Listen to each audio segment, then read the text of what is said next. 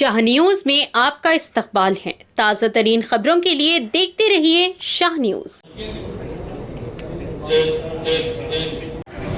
రైతు భరోసా కార్యక్రమం మీద అభిప్రాయ సేకరణకి చేసిన గౌరవ కేబినెట్ సభ్యులు ఏది కూడా ఇంతవరకు మనసులో పెట్టుకోలేదు.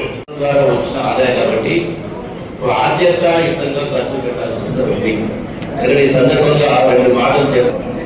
ఈ గడిచిన 10 సంవత్సరాల కాలంలో రాష్ట్రం యొక్క పరిస్థితి చూసినప్పుడు మరి ఎంతో గొప్ప రాష్ట్రం, ఎంత తెలుగు రాష్ట్రం అయినా కూడా ఈనాడు మరి రాష్ట్రంలో 8 లక్షల కోట్ల రూపాయల అప్పు, సంవత్సరానికి 60,000 కోట్ల రూపాయల వడ్డీ చెల్లించాల్సిన పరిస్థితి. అయినా కూడా మరి ఈ ఇందిరమ్మ పాలనలో కాంగ్రెస్ ప్రభుత్వంలో ఆర్థికపరమైనటువంటి ఇబ్బందులు ఉన్నటువంటి ప్రభుత్వంలో అన్నిటికీ బకాయిలు పడ్డటువంటి ప్రభుత్వాన్ని గత 6 నెలల కాలంలో 3 నెలల పైచలకు మనకి ఎన్నికల కోడ్ వల్ల మనం ఏ కార్యక్రమం చేపట్టే అవకాశం లేకుండా పోయింది.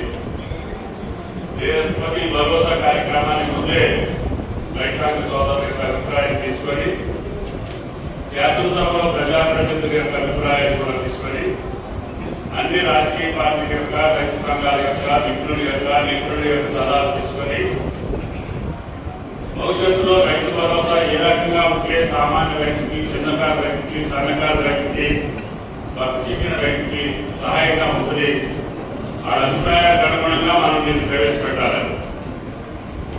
అంతకంటే ముందుగా గత ప్రభుత్వం చెల్లించలేనటువంటి రైతు బంధు కూడా ఇబ్బంది ఉన్న 7,651 కోట్ల రూపాయలు రేవంత్ రెడ్డి గారి ప్రభుత్వం రైతు ఖాతాను జమ చేసింది.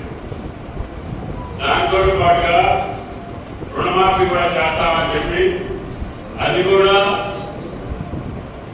దఫాల వారీగా కాకుండా సంవత్సరానికి తారీఖటువంటి మంచి చేస్తే ఆ రైతుకి ఉపయోగపడుతుందో ఆ రైతుకి ఇవ్వాలన్నదే ఈ రాష్ట్ర ప్రభుత్వం ఉద్దేశం తప్ప ఇన్కమ్ ట్యాక్స్ విషయానికి వద్దాం.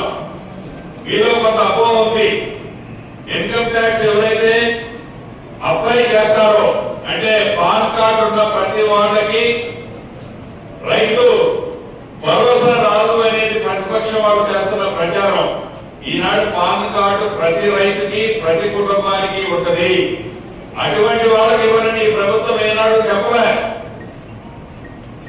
కానీ పాన్ కార్డు పేరు అడ్డం పెట్టుకొని హైదరాబాద్ లోనో, ఢిల్లీలోనో, బొంబాయిలోనో కోట్లాది, వందలాది కోట్లు సంపాదిస్తున్న బడాబాబులకు మటుకు ఇవ్వాలా వద్దనేది మీరే నిర్ణయించాలి. అది ఈ రాష్ట్ర ప్రభుత్వం యొక్క ఆలోచన.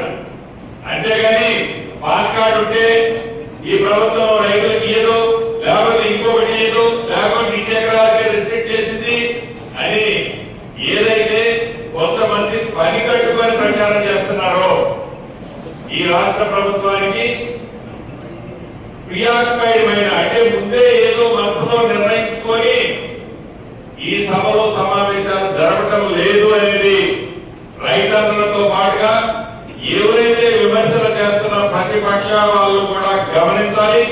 వాళ్ళను కూడా ప్రతి మీటింగ్కి ఆహ్వానిస్తున్నాం.